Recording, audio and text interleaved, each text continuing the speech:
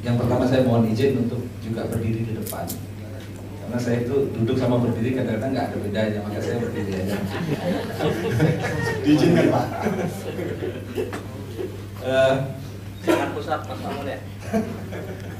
Karena saya juga nggak bisa lihat slide kalau di sana. Bapak Ibu sekalian, tadi Mas Danang, saya biasa manggil Mas Danang, Bapak Danang sebagai Ketua ORI, Ombudsman Republik Indonesia, itu memang tempat untuk mengadu hal-hal yang terkait dengan komplain pelayanan publik. Nah, ini dari sisi yang agak mirip-mirip. KIP atau Komisi Informasi Pusat, atau kalau di provinsi Komisi Informasi Provinsi, yang saya dengar di Kalimantan Barat sudah selesai di propertas di DPRD, cuman belum dilantik oleh Pak Gubernur. Mudah-mudahan dalam waktu dekat akan dilantik.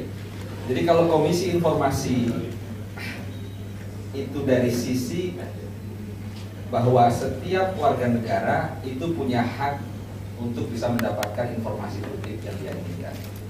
Jadi kalau tadi Ombudsman itu komplain terhadap pelayanan publik, KIP itu kalau ada komplain terhadap akses informasi yang mestinya diberikan kepada masyarakat tapi tidak tersedia, itu boleh dilakukan Komisi Informasi. Ini ada satu hal yang di abad 19 atau abad 18 dulu pernah disampaikan, boleh dikit lagi, oleh Hakim Agung di Amerika. Sunshine is the best disinfectant. Jadi sinar matahari itu adalah pembunuh kuman yang paling baik. Jadi kalau misalnya rumah kita tiap pagi kita buka sinar matahari masuk, maka kuman-kuman itu kalau dia tidak lari maka dia mungkin mati. Secara sederhana, kalau proses penyelenggaraan negara itu transparan, terbuka, maka kemungkinan orang-orang yang akan melakukan penyimpangan-penyimpangan itu harus lebih kreatif lagi supaya tidak ketahuan, gitu ya. Jadi oleh karena itu transparansi itu menjadi kata kunci. Kalau masyarakat itu menegakkan atau meminta haknya untuk mengakses informasi publik pada para penyelenggara negara, baik dari proses perencanaan, proses pelaksanaan, sampai proses pelaporan, maka sepanjang proses penyelenggaraan itu insya Allah akan relatif bersih. Kenapa? Karena toh semua sudah tahu apa yang terjadi di dalam. Ibaratnya kalau kita punya akuarium yang terang benderang, tangan siapa yang masuk kan ketahuan. Ya. Tapi kalau akuariumnya agak gelap-gelap gitu kan, jadi di kegelapan ini memang banyak hal yang terjadi yang kadang kita nggak tahu, gitu ya. Oleh karena itu transparansi itu menjadi kata kunci. Oleh karena itu ada undang-undang keterbukaan informasi publik yang menaungi keberadaan Komisi Informasi, yang tugas utamanya adalah menegakkan hak publik untuk tahu, hak masyarakat untuk tahu. Right to know dari masyarakat ini ditegakkan. Sebelumnya, ya, ini kasus yang pernah diselesaikan oleh Komisi Informasi. Ada pengaduan tentang informasi mengenai dana bos. Dulu informasi dana bos itu kan dari Kementerian Pendidikan langsung ditransfer ke semua rekening kepala sekolah ya. Kemudian macam-macam, ada orang tua siswa yang merasa ini sudah ada dana bos, sudah ada ini, masih ada pungutan ini, pungutan itu, pungutan ini, dan seterusnya. Lalu orang ingin tahu, untuk apa sih dana bos gitu. Itu sesuatu yang sederhana karena orang ingin tahu kan. Kemudian karena tidak diberikan informasinya, mengadulah ke KIP. Kemudian oleh KIP diputus bahwa itu informasi yang terbuka bagi masyarakat, apalagi orang tua murid, sehingga orang tua murid bisa mengetahui digunakan untuk apa saja dana bos itu. Pada waktu itu dianggap luar biasa. Waktu kita memutus itu oleh Kompas ditulis bahwa dana bos terbuka kemajuan luar biasa. Padahal sebenarnya biasa-biasa saja. Cuman karena selama ini tidak terbuka, maka seolah-olah luar biasa. Bahkan media pun menyikapi seolah-olah luar biasa, gitu ya. Kemudian terakhir minggu lalu, ini agak ekstrim sedikit. Jadi ada dana partai politik yang sebenarnya menurut undang-undang KIP maupun menurut undang-undang parpol itu merupakan informasi yang bisa diketahui oleh publik. Kemudian 9 partai politik di Jakarta ya, DPP partai politik itu diminta informasi laporan keuangan, kebetulan oleh ICW, kebetulan saja oleh ICW. Karena kalaupun bukan ICW, masyarakat umum juga boleh kalau mau mengakses dana partai politik itu apa pelaporannya. Dari 9 parpol itu 3 langsung memberikan pada saat dilakukan mediasi, 3 yang lain mau memberikan tapi menunggu diaudit, termasuk salah satunya partainya Pak Yusril Fadli, Partai Golkar, termasuk yang sudah bersedia memberikan laporan keuangan, hanya menunggu proses audit selesai baru akan diberikan. 3 yang lain harus menghadapi sidang di Komisi Informasi sampai harus diputus. Yang minggu lalu kami putus adalah Demokrat. Jadi DPP Demokrat waktu itu belum mau memberikan laporan keuangan dengan alasan untuk laporan keuangan yang bersumber dari APBD silahkan digunakan, silahkan dibuka. Tapi kalau yang bukan dari APBD, dari APBN, maka tidak bisa dibuka. Tetapi ternyata di dalam undang-undang partai politik sendiri, saya kutipkan di sini supaya lebih jelas. Di undang-undang partai politik disebutkan hasil pemeriksaan laporan pertanggungjawaban penerimaan dan pengeluaran keuangan partai politik terbuka diketahui oleh masyarakat. Terbukanya sampai sedalam apa?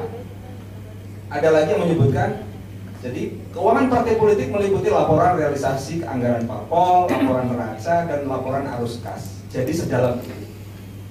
Jadi tidak sekedar ringkasan, tetapi seperti ini.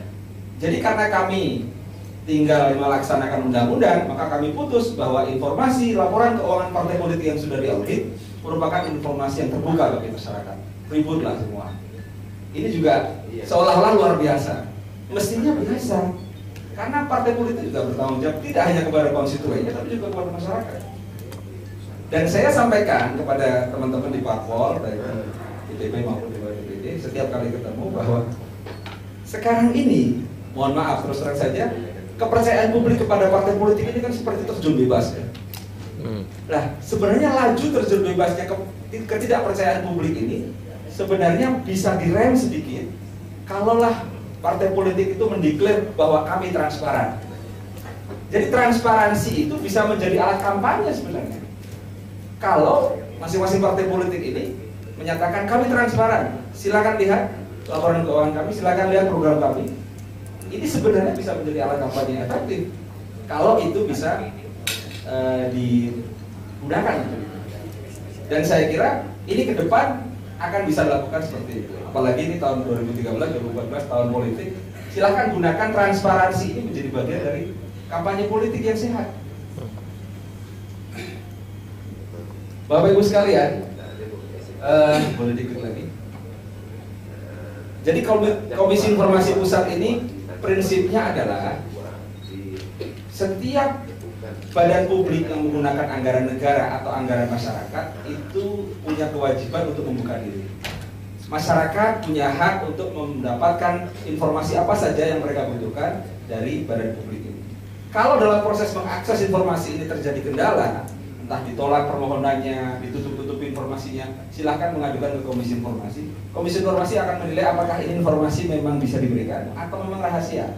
Kalau rahasia, maka Komisi Informasi akan menyatakan ini ditutup, tidak bisa diberikan. Demikian pula sebaliknya, kalau memang terbuka akan dibuka. Tetapi Komisi Informasi tidak hanya melakukan ini dalam konteks kalau ada pengaduan kita menindak, nggak hanya itu. Kami juga setiap tahun mengeluarkan apa yang disebut dengan peringkat badan publik yang transparan. Jadi ini bukan, kalau JPIP kan punya Autonomy Award yang sudah 11 tahun ya. Kami belakangan ya, mungkin bukan ikut-ikutan, tapi yang baik nggak apa-apa juga jadi. Jadi setiap tahun kami umumkan itu, sampai 2 tahun terakhir ini di kementerian, di pusat dan pemerintah provinsi juga kita umumkan apa saja atau kementerian apa saja, provinsi mana saja yang sudah terbuka.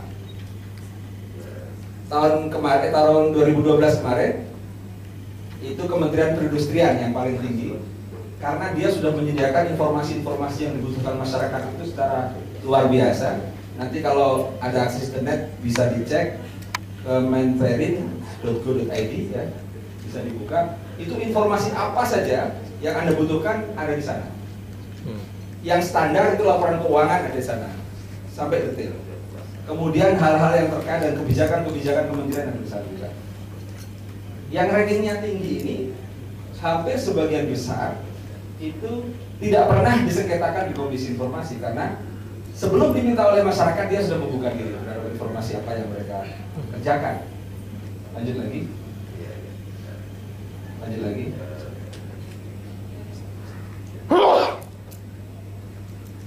Ya. Jadi Bapak Ibu sekalian, dalam kerangka Undang-Undang Keterbukaan Informasi Publik ini memang didorong untuk informasi-informasi yang tidak perlu diminta itu wajib diumumkan secara sukarela supaya masyarakat tidak perlu lagi meminta. Ada juga informasi-informasi yang memang tidak boleh diungkapkan karena alasan-alasan kalau diumumkan bisa membahayakan. Itu juga diatur juga di Undang-Undang KIP. Ada beberapa item yang boleh untuk dirahasiakan. Boleh itu artinya tidak mutlak. Kalau misalnya dipandang itu tidak perlu dirahasiakan bisa dibuka. Tapi prinsipnya kalau informasi itu bisa menghambat proses penegakan hukum kalau dibuka, maka itu boleh dirahasiakan. Contohnya apa? Contohnya kemarin kita ribut soal sprindik ya. Sprindik atau draft sprindik atau apapun lah ya. Tapi media menyebut sprindik. Sprindik seperti itu mestinya masuk dalam kategori informasi yang boleh dirahasiakan. Artinya justru tidak boleh disebarluaskan kalau itu memang kalau dibuka bisa menghambat penegakan hukum. Seperti itu. Kemudian informasi yang apabila dibuka bisa menyebabkan persaingan bisnis yang tidak sehat.